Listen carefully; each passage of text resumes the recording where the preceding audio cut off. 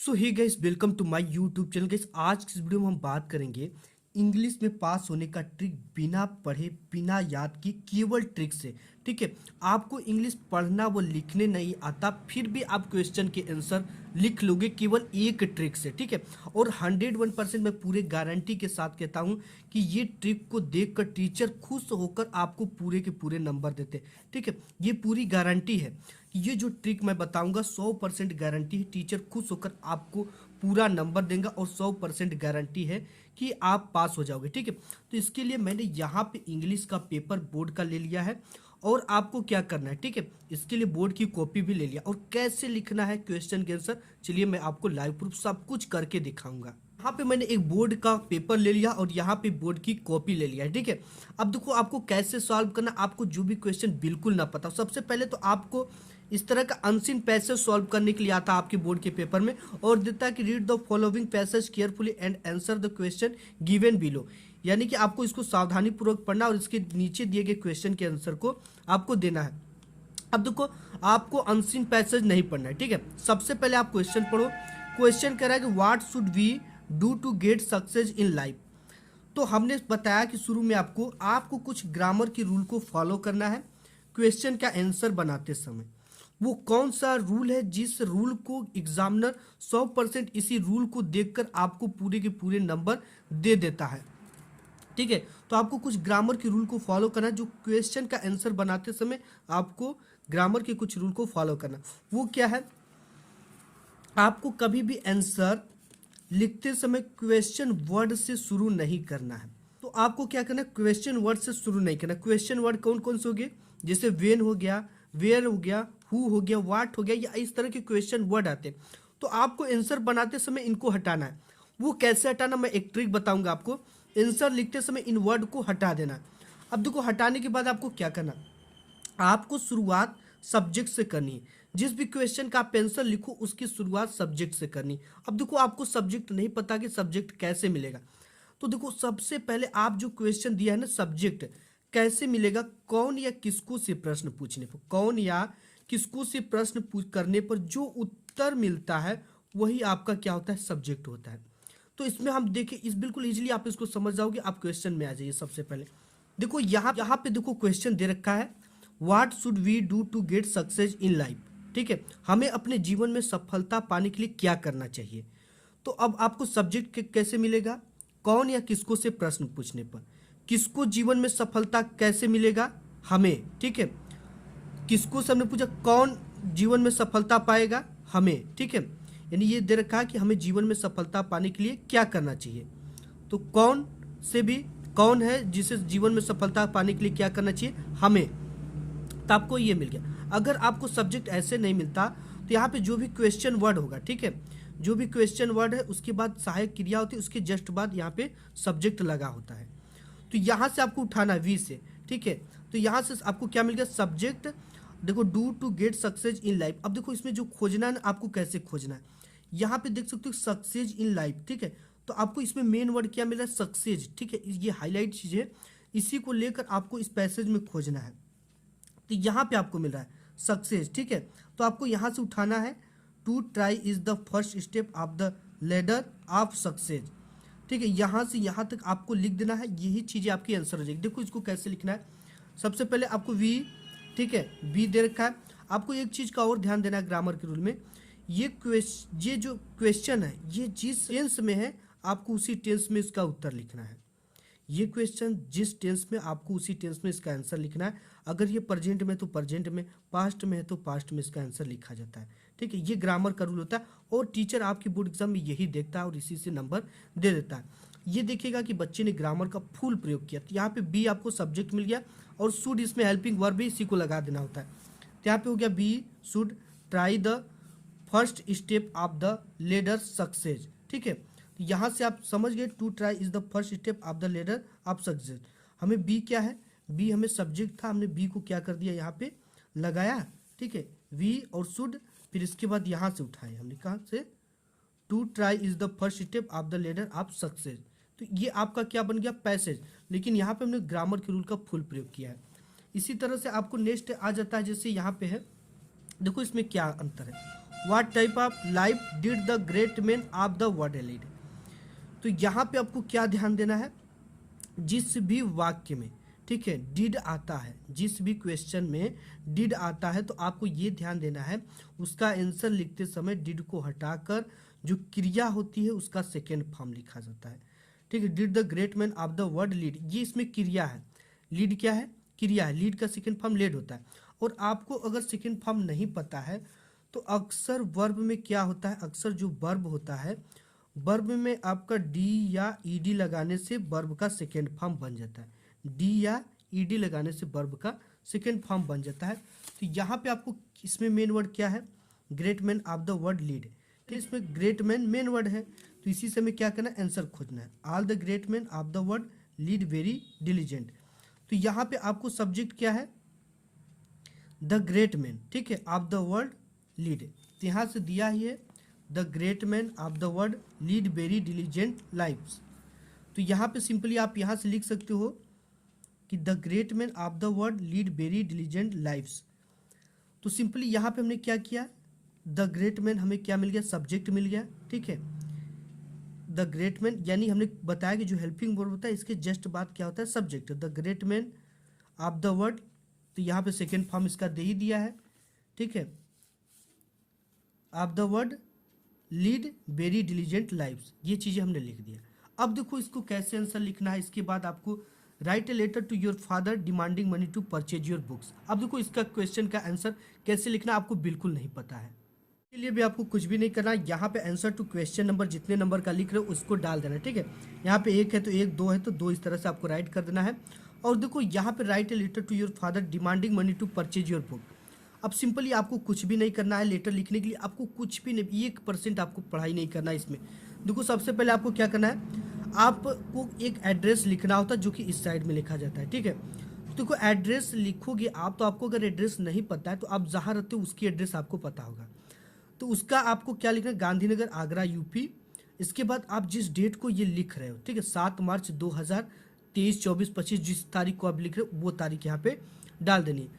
डालने के बाद इसके बाद आपको क्या करना है, सब्जेक्ट लिखना होता है, सबसे इंपॉर्टेंट चीज़ है। अब आपको सब्जेक्ट कहाँ से मिलेगा, ठीक है, तो यहाँ जो सब्जेक्ट है डिमांडिंग मनी, यानी कि इसमें किस विषय पर बात की जा रही है, डिमांडिंग मनी, पैसे मांगने के विषय में। तो यहाँ पे क्या करना है, सब्जेक्ट डालना है ब्लैक पेन से और यहाँ पे डिमांडिंग मनी लिख देना है। ठीक है, इसके बाद किसको बोल रहा है लिखने के लिए, यहाँ पे योर फादर। ठीक है, तो यहाँ पे जब भी योर आता है तो आप यहाँ पे माई लगा दोगे, योर को हटाकर क्या लगा दोगे, माई लगा दोगे। ठीक है, तो यहाँ पे माई डियर फादर, फादर को बोल रहे हो तो अच्छे से बोलेंगे हम क्योंकि पैसा लेना हमें, तो माई डियर फादर। अब यहाँ पे क्या लिखना है, एक चीज़ आपको थोड़ी सी याद करना है, विथ मोस्ट रिस्पेक्टफुली। ठीक है, यहाँ पे या ये भी लिख सकते हो या आई बेग टू से, मैं आपसे कहना चाहता हूँ, या विथ मोस्ट रिस्पेक्टफुली, मैं आपको विनम्र पूर्वक कहना चाहता हूँ। With most respectfully I would like to say, मैं आपसे कहना चाहता हूँ, आई नीड सम मनी, मुझे कुछ पैसों की ज़रूरत है, to purchase my new book. अब देखो यहाँ पे क्या मिल गया, टू लगाना है, टू परचेज, योर की जगह पे क्या लिखना है, माई न्यू बुक। ठीक है, न्यू बुक है तो बुक्स के लिए लेना है तो बुक्स लिखेंगे, न्यू बुक के लिए लेना है तो न्यू बुक लिख देंगे।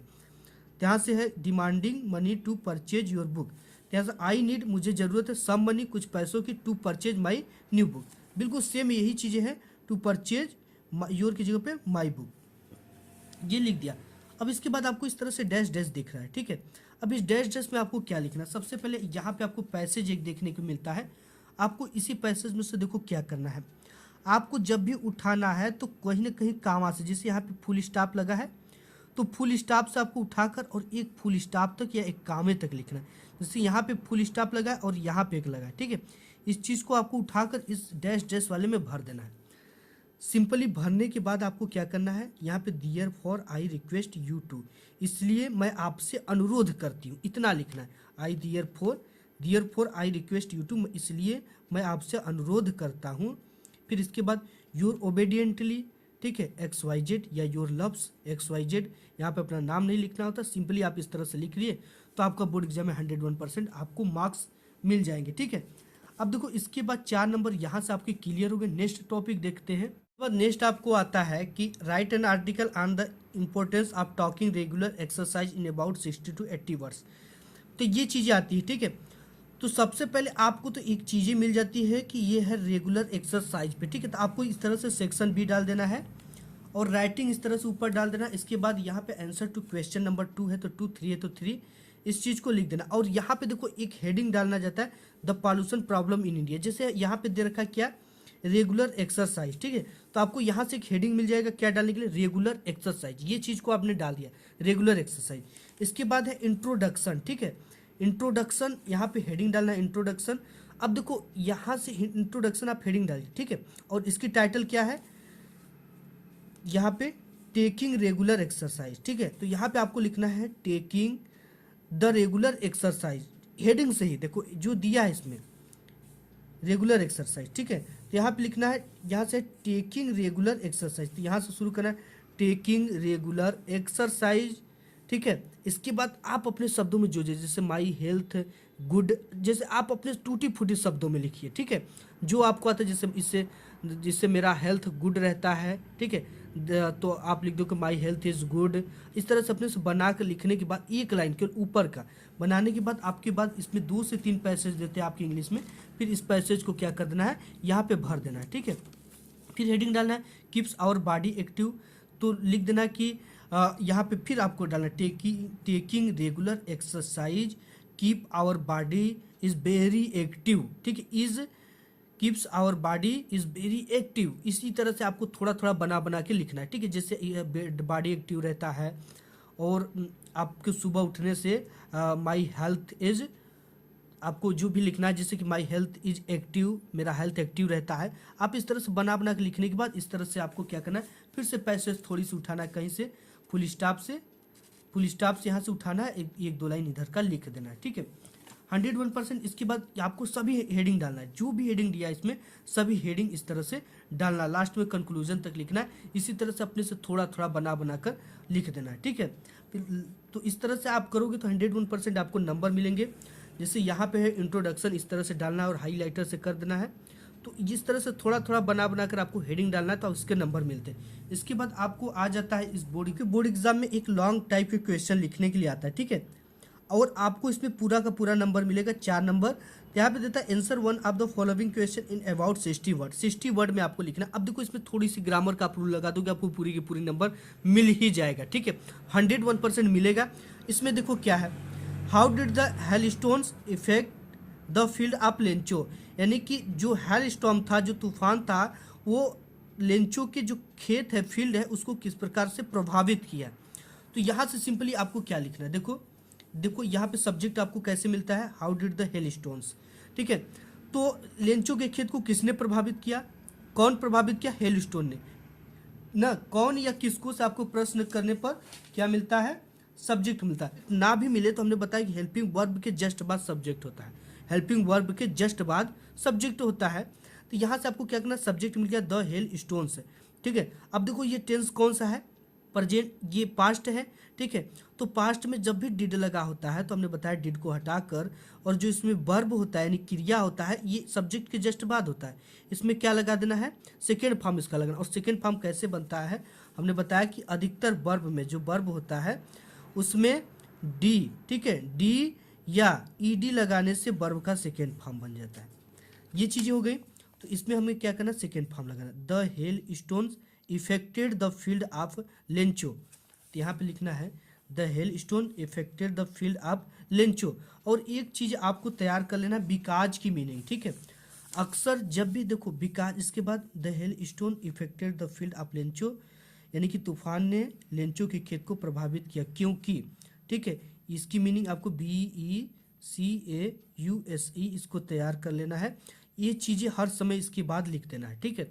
बिकाज लिख सकते हो या आप सो दैट लिख सकते हो, ठीक है। इसके बाद भी आप दैट केवल भी लिख सकते हो, ठीक है। दैट भी लिखकर आप इस तरह से बनाना है, ये चीज़ों का यूज कर आपको इसके बाद आंसर लिखना है। बिकाज यहाँ पे हो गया। अब इसके बाद हमने बताया कि इसमें देखो फिर एक पैसेज दिया है, ठीक है। एक पैसेज यहाँ पे दे रखा, आप इसी में से क्या करना है, यहाँ से फुल स्टॉप है, यहाँ a man who take away another man's freedom is the prisoner of hair, यहाँ से उठाकर यहाँ से इस काम तक लिख देना। सिंपली आपको यहाँ पे 60 वर्ड लगने तक भर देना है, कम से कम 5 लाइन 6 लाइन।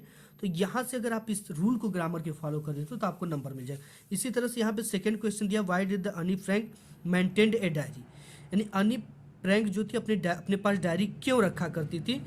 तो यहाँ पे सबसे पहले आपको हमने बताया कि ये क्या है, ये हेल्पिंग वर्ब है, इसके बाद हमें सब्जेक्ट मिल जाता है, ठीक है, कहीं से कुछ नहीं खोजना है। एनी फ्रैंक मेंटेन्ड, अब देखो यहाँ पे डिड हटाना और यहाँ पे सेकंड फॉर्म लगाना है, तो यहाँ ईडी लगा देंगे, ठीक है। Maintained a diary because, because रखा करती थी क्योंकि, इसके बाद आपको अगर आता तो लिखिए, इसके बाद पैसेज तो ये है, पैसेज उठाकर सिंपली भर देना है, ठीक है। इसके बाद जो नेक्स्ट टॉपिक आता है आपके, इसके बाद यहाँ पे आपके बोर्ड एग्जाम में आता है शॉर्ट आंसर लिखने के लिए, ठीक है। जैसे यहाँ पे what was the only way to save tricky, यानी कि जो ट्रिकी थी उसके बचने का केवल एक ही रास्ता था, वो कौन सा था, ठीक है। तो यहाँ पे आपको देखना है कि इसमें हमने बताया कि सब्जेक्ट सबसे पहले खोजना है, हेल्पिंग वर्ब के बाद सब्जेक्ट आपको मिल ही जाता है। The only way to save tricky, इतना ही आपका पूरा subject, the only way to save tricky, इस चीज़ को लिखना, the only way to save tricky.